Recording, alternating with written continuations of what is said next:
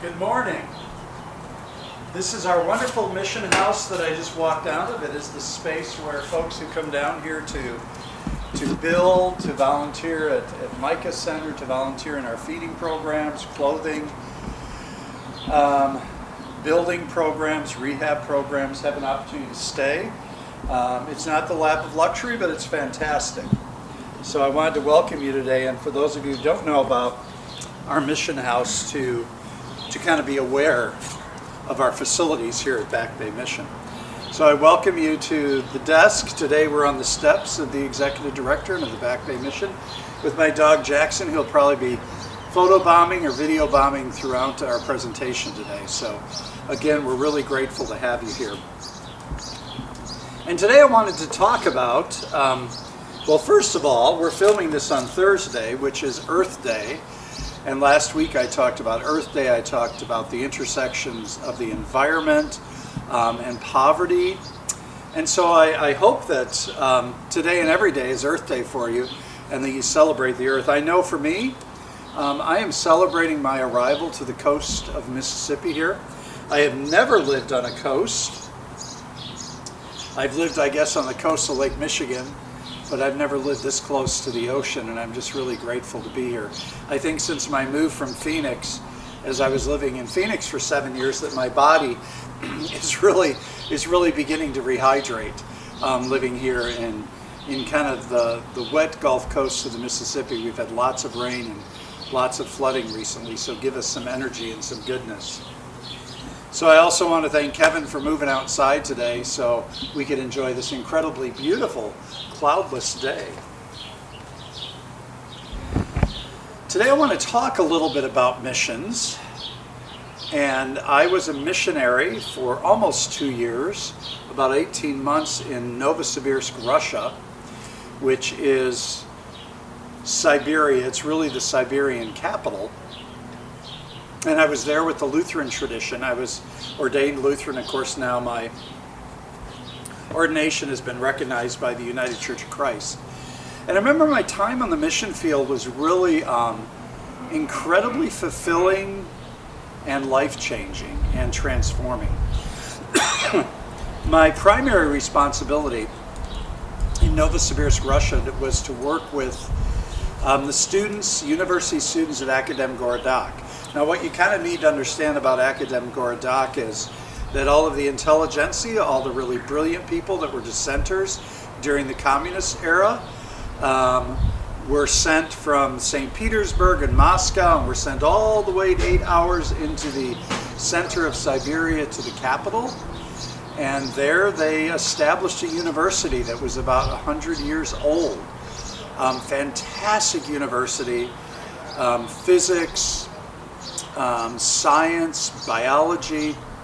And the individuals that I lived with when I first arrived in Siberian Russia for cultural immersion were, one was an instructor, biology instructor at the university, and her husband was actually at the university as an administrator. And they were amazing, brilliant people. The strange thing was they hadn't been paid for about 5 years because they're government employees, as most everybody is in Russia. They hadn't been paid, although they had a place to live, because flats, dachas, homes are passed on from generation to generation. And very honestly, very, very few people are ever homeless in Russia because the Russian government gives them homes or provides them homes. But what they did as a sidebar to actually have some money was they made shapkas, or they made fur hats in their spare time at home with their teenage son. And they would sell these shapkas for anywhere from $100 to $200 American dollars, sometimes even more depending upon the fur, in the general marketplace in Novosibirsk, Siberia, Russia. And so it was a brilliant time and a wonderful time to be there and understand and learn a new culture. But I was working with Akademgorodak, with the university students, directing a English as a second language program, and then establishing worshiping communities in the city of Novosibirsk and Akademgorodak, primarily focused on university students. And I kind of came to kind of a loggerhead with our mission board and with those that were giving us direction. There are about 8 of us that were there doing this mission work. And they're requiring us to, and I don't know, depending about what your spiritual tradition is, they said, would you please utilize, not please, but they demanded that we utilize the Lutheran liturgy in our worship in these settings. We'd already been at worship for maybe 6 months to 8 months in these settings. We designed kind of a worship format that the students really wanted, and they wanted some of their kind of old Russian Orthodox traditions combined with what they saw as kind of a new, vibrant, exciting worship with contemporary music. And so we did this combination and kind of refused the mission board and said, no, we've developed what these people culturally want, what is relevant to them, what is meaningful to them in their worship to the divine or their worship of God. And so it wasn't soon after that of course, we all got in trouble because we weren't following the edicts of the mission board. But I also realized, I think at that point in my life, that you can't walk into a place and suddenly change their culture and change their way of life. You need to really live and work within the culture. And for me, that's kind of a bit of what I want to share today is I'm learning about the culture of Mississippi. Living back in the Deep South now as an adult, I need to learn the culture of the coast. I need to learn the culture of the people, how they interact. I know one thing that I'm learning is you say bless your little heart, and depending upon the inflection in your voice, it's either a positive or a negative thing. And there's a gentility here, a welcoming, a hospitality that is amazing compared to the North. Like the culture here is just a culture of kindness, a culture of openness. Some of my staff were just sharing, when you go through the drive-through here, people actually have a conversation with you. They just don't hand you the food and say thank you. So it's kind of a really beautiful culture. And I invite you to come down then to be a part of our culture here. On our mission trips, contact us and volunteer to come down for a week, do some rehab, do some building, volunteer in the Micah Center, working with people in the day center who are experiencing homelessness. And it will be transformative. And for me, Russia, and spending that time, almost 2 years in Russia, was transformative because number one, it taught me that I need to respect other cultures. I need to respect people where they're at. And also that the people in Russia lived under such a heavy cloud of oppression, which is still there. Even though it was no longer, quote, communist, they still had this sense of oppression, fear of neighbor, fear of the other, fear of the authorities. And quite often, the authorities would come on the only 2 radio stations there that were government-run radio stations, and they'd say, for the next 4 days, we're shutting off your water because we have a short water supply and we need to save money for the government. And people would gather together and they'd fill jugs, they'd fill buckets of water so that they had water reserves for those next 4 days. There were times they would just shut off the electricity in the dead of winter, and you'd have to find alternative ways of staying warm. But I had to learn to respect those cultures and really not speak against those cultures. And that's what I want to talk about a little bit today as way of introduction, that here at Back Bay Mission, we're really seeking to meet the needs of the people that we work with, right? That are our consumers, that are our clients, that are our friends and guests at the Micah Day Center. When you come down here to do work as a, quote, missionary, you're coming down to learn a culture, to learn about a people, to learn about people experiencing homelessness or people that we call unsheltered. And sometimes those folks determine they want to be unsheltered. That's the way they want to live. They want to live in the woods. They want to live under a bridge. But for the most part, everybody really wants to be housed. They deserve housing. It should be a basic human right. And I want to just encourage you to respect people for who they are and what they are and the cultures in which they grew up. And that's something I think is incredibly relevant right now as the news media has been, and our culture is wrapped up again in the Black Lives Matter movement. I mean, this has been going on through this incredible time of COVID, but now with the George Floyd, right, and The decisions that were made there, we very much value and appreciate the fact that justice was served, but we need to continue to keep on keeping on, right? We need to continue to do this work of justice and to change the systems. I had a conversation with some staff today about it's not that police are bad, but there may be one or two police that are abusing, right? But it's the systems in which we all live that's the challenge. It's changing the system that causes us to fear young black men. It's the system that we've been taught, we've been trained, we've been enculturated, right, in this country from the very beginning of time, 400 years ago, with slavery, that we are to fear young black men, we are to fear black men, and we fear black women. And the strange thing is that our culture in many ways has said, and this is what folks in the Black Lives Matter movement say, is that they've been treated as if they're not as important, they're not as valuable, they're not as valuable to our culture and to our society as white people are. And the same with brown people. And so when you look at it, there's this white culture that's so predominant in our nation, right? And it was founded, in many ways, our nation was founded, and even policing itself was really to support and enhance white men who owned property, right? Who were owners of things. And so we need to work from those systems on the inside out.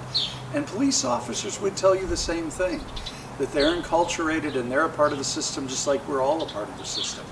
And having worked in Phoenix, Arizona on the advisory board for the police department there, I would hear the stories of the police officers. I would hear about their fear. And I would hear about the fact that, yes, there's a good old boys mentality within the police department, that can be a real struggle to change.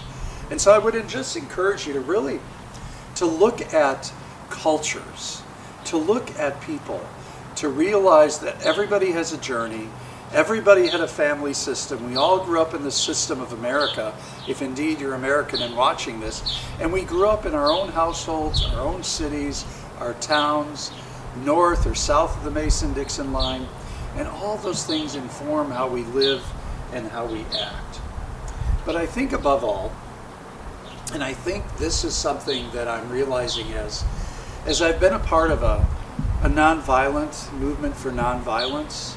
At my previous context congregation, we did a lot of work around nonviolence.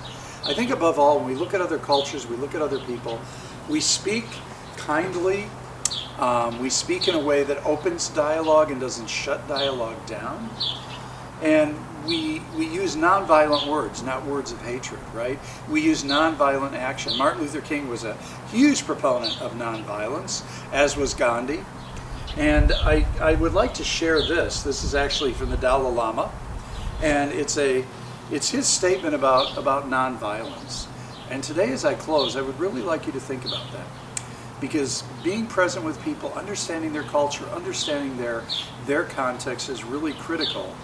And then having communication where we hear the other person, where the other person hears us, and we don't necessarily seek to change somebody else, but we really seek to understand, be heard, and allow them to be heard.